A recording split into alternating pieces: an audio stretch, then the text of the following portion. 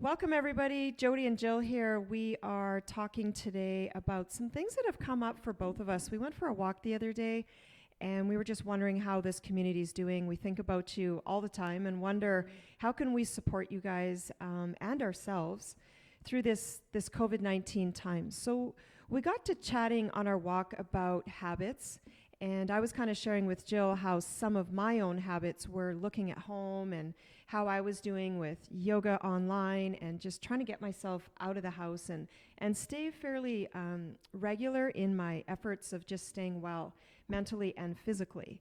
And I was thinking how it reminds me a little bit of January, for me anyways. I don't know if you guys can relate to that or not, but it feels a bit like January 1st, and we have to, in this some sort of a big way, in this monumental way, we have to make these resolutions and we have to stick with them. And, I have to do all of these things in a certain way by a certain time. And I'm often reminded around the 1st of January at the beginning of the year how rather than setting resolutions, because we all know, at least I do, that they don't last for very long, but instead, how can we just build a few gentle habits throughout this time? So that's what we want to talk to you about through a few different lenses today. So first, the lens of yoga and some of the complementary terms that we're going to talk about today through the lens of yoga.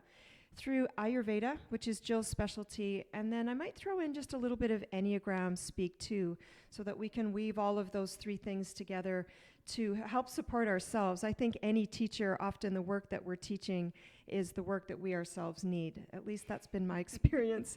So I want to just have this chat with Jill so that we can flesh out, how we're all doing at this time. What do you have to say, Jill? Yeah, I think that's totally all true. And all of us are discovering that truth, like that idea that what is happening in our own lives is different from what's happening in our neighbors' lives. And we're trying to figure out what our own structure and truth and what we need is.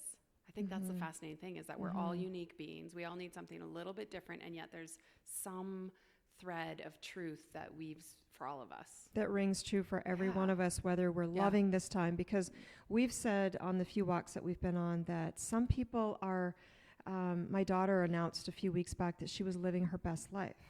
And then, and she's 16. And then I've encountered, myself on different days and just different friends and family members that's not always the case. So I've been sort of saying that one good day, one bad day, one good day, one bad day. And that's kind of the rhythm, that's okay. Yeah. That's okay to have that rhythm and to anticipate that day, and that's a judgment call that is a bad day, right? Is it? Or is that just your view of it? But to know that is a predictable thread, that's going to be the way that it is. Yeah, I think that we can't expect to just be able to flow into this like totally different way of living and know automatically how to navigate through it with ease and grace. And so it is a transition time, and it's a time where we're supposed to figure out where and how we need the most support, where we get that support from, and what we need to draw on from ourselves that perhaps our external structure took care of on its own before. Yeah. So that's just a quick little intro to what we're going to be talking about today. And I want to just, as we typically would if we were to meet together in a live circle, I just want to drop us in so that we can get into the body and get into the embodied feeling of what we're going to discuss today. Always a good call. Yeah, so just find a comfortable seat. If you need to readjust from the original position that you took, go ahead and do that. If you're standing, I recommend sitting. I often listen to these chats, but I do find it more valuable. There's a little bit more richness to actually rooting and sitting yourself down, at least for this beginning part, so that we can all kind of come together as this collective wherever we are. So just go ahead and close down your eyes and just take a few moments here. Settle in. And we'll do the same right with you. Soften your eyes. Soften your jaw.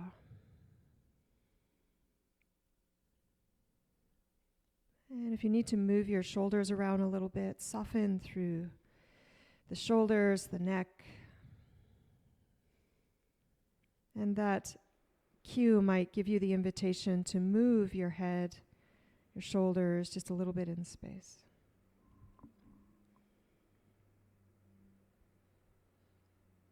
And then just start to take a few breaths. In and out and in and out.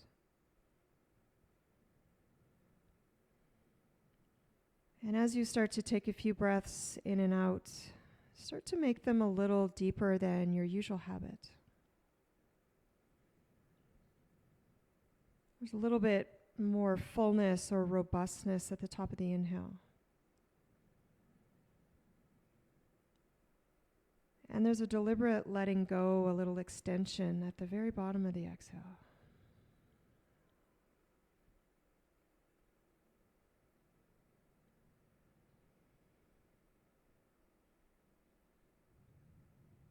And as you're watching over a few more breaths like this, bring some awareness to the center of your chest. Maybe you feel some warmth there as the breath starts to warm this area. The center of the chest is the physical location for compassion. The compassion that we have for others, that we share time and space with. But it's also the center of compassion for ourselves.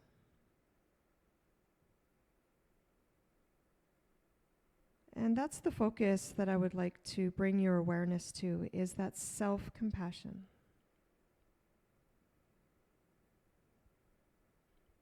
And so as you just continue to focus on the breath, focus on the warmth at the center of the chest, I want to take a moment to remind all of us that we've never been here before. That this is new ground and this is new territory. It's uncharted. No one that is walking planet Earth right now even has any experience or wisdom in which to offer us right now. And so we are in a learning mode. We're in a mode of understanding. And in the same way that you would offer compassion to a young child that is learning something for the very first time, what if we were to bring that back to ourselves? That we might have to do something again and again before there's any mastery or understanding. And how we treat ourselves when we're learning and when we're falling and getting back up again is really important. I call that grace back to ourselves.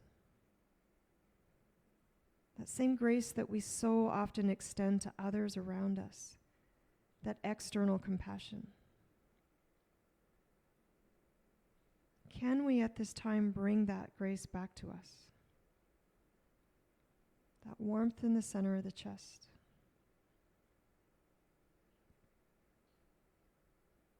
Maybe the word inner friend is helpful. How we treat others is often not how we treat ourselves. And so these days that we're finding where they all sort of blend in, one the same as the next. Can we have that childlike spirit, that we are in a state of learning, and that we're building structures and containers for ourselves to do just a little better each day, and that we will slide back. But placing things for us there to catch us are important. And how can we do that together, and how can we do that individually? And how can we do that with compassion?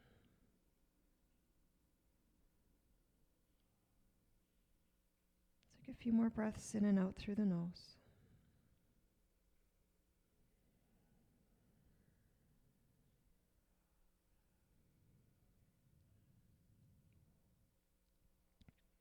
And when you're ready, go ahead and flutter open up your eyes. Just come back to the space that you're in.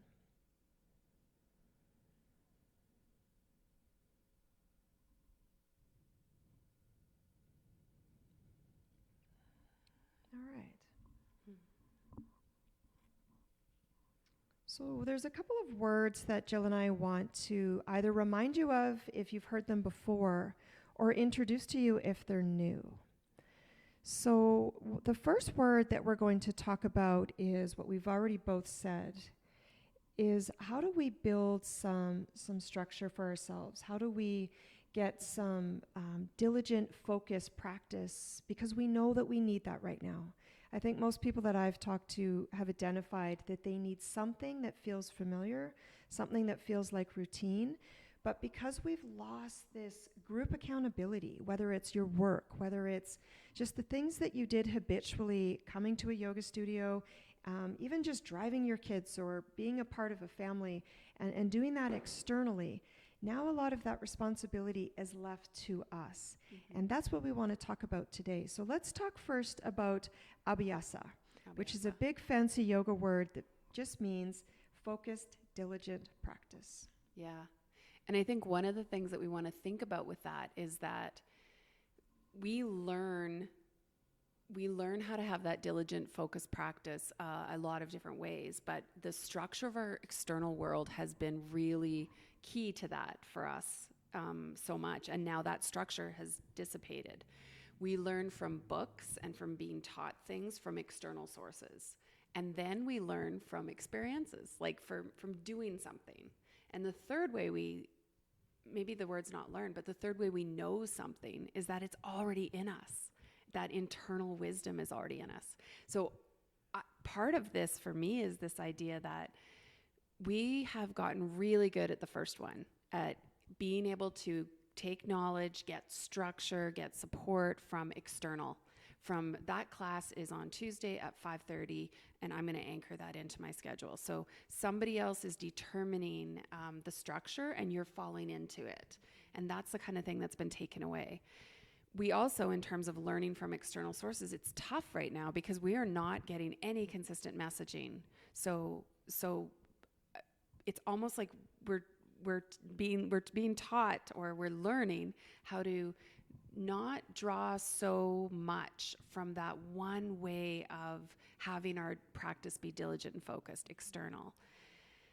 And then we're left with the other two. We need experiential learning, and then we need to learn how to tap into our inner wisdom. And both of those things require something different of us, because there's not a time or a place or a date that somebody else is requiring something of us. So we have to figure out what that is on our own. And it's hard. Yeah. It's super hard to create our own structure. Yeah. And do you think this is why it feels a bit like New Year's resolution time? Yeah. Where, you come to the end of the year and mm-hmm. not that you've unraveled, but maybe the things you started with at the beginning of the year have fallen off and you're looking forward to getting back to structure again. And we don't have that now. But even with New Year's resolutions, you had the external structure that you could. So think about that. Like when that was available, this was still hard to do. Yeah. And now that's not available, and we're being asked to do it anyway. So it's a really big learning curve for us right now. And would you say that would you say just in general that habits are easier to make and create than they are to stick with and live out? Would you say that is something like making a list of all the things that I want to do or all the things that I want to change is far easier than actually doing them? Well, the problem is that bad habits have immediate rewards, right? Mm-hmm. So if you like chocolate and you have a piece of chocolate, immediately your body is just like, oh yeah, that was so good. There's an immediate reward. Yeah. A good habit, perhaps in the moment, that good habit doesn't have any sort of good feedback for you. But in the long term, it will reap rewards. Mm-hmm. So Abyhasa is this word that says you have to keep the practice long enough to reap the rewards. Yeah. But we have to, the other thing is with Ayurveda is that you have to have the practice be a small enough step that it is sustainable. Because if you bite off more than you can chew, you are absolutely going to fail. And that's why New Year's resolutions, that's why I keep coming back to that example of New Year's resolutions, because I think we do see them fail. Yeah. And I think they've even done studies on them. By early February, you're not even doing those things anymore.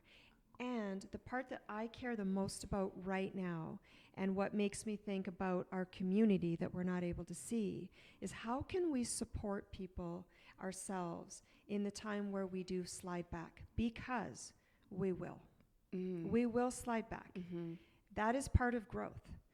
We before we got on the mics, we were talking, Jill said that growth isn't linear. And it's so true. It is this wobbly line. Yeah. It's a wiggly line. It's a fall back. It's a step forward. It's 2 falls back, steps back, and 3 steps forward. So it doesn't go the way that we want it to. It doesn't go in the time that we think it should. And right now, all of this unstructured time where we're our own gurus, really, we're our own yoga teachers. We're our own, some of you are teaching your children school. You are the one that is in charge. You are sort of the master designer of your life right now, which is amazing. I think you're experimenting. I think everyone's experimenting with everything. They're experimenting with, well, if I take that out, how is my life? Oh, it's good or bad. If I add this in, how's my life? Oh, it's good or bad. And it's like we're in this big laboratory. Yes, we're in a laboratory and a daily laboratory, because we're noticing, oh, that's not part of my life anymore. And we're going, oh my gosh, that feels really good. But then we're saying, oh, that's not part of my life anymore. And then we're saying, oh, that's absolutely necessary. So I think that's something really important to know, is that sometimes we gain just as much data in those experiments from the, let's put it in quote, failure, right? So you think that this is a habit that you want to do, and we become so aware of its necessity in our life sometimes in its absence. So if we can just stop being so hard on ourselves. So instead of, when we fall out of that habit, instead of being mad and judgmental and just let everything go to pot because we've wrecked one thing, we might as well not even try anything. I call that, if one tire's flat, you go around, pop all 3. Right? And, and then it's like, well, now I have a broken car, where you originally just had one flat tire. And if you took the resources and the remembering of, oh, here I am again, I have one flat tire. I need a jack, I might need a second person, and I might need a pair of gloves or whatever to get my car back on the road.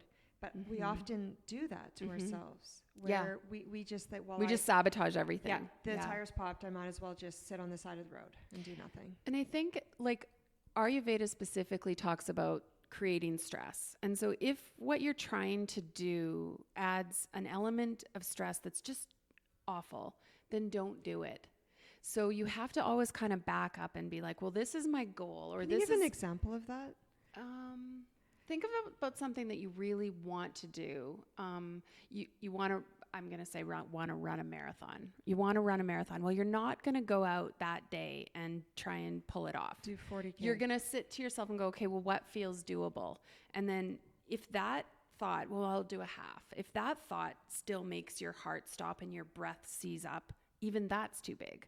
So then think, well, what about a 10K?